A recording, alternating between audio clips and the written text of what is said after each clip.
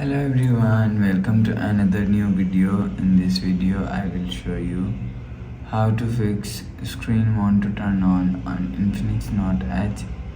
Let's start the video. If you want to fix this problem, so restart device, just click and hold side power button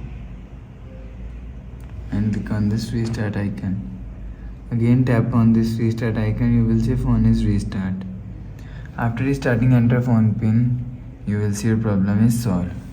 But if it not solved, if you want to fix this problem, go to app library, click on settings app.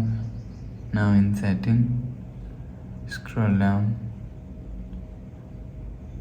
and click on system and click on reset phone, reset all settings. Click on reset, enter phone pin, click on this icon, you will see your problem is solved. But if it's still not solved, so last solution is factory reset. Go to app library, here click on settings app.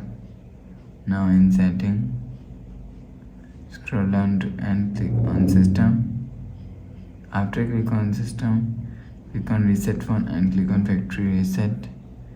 Erase all data, enter phone pin, click on this icon, you will see your problem is solved.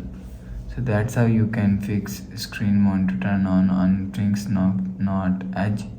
If you like the video, please subscribe. Thanks for watching.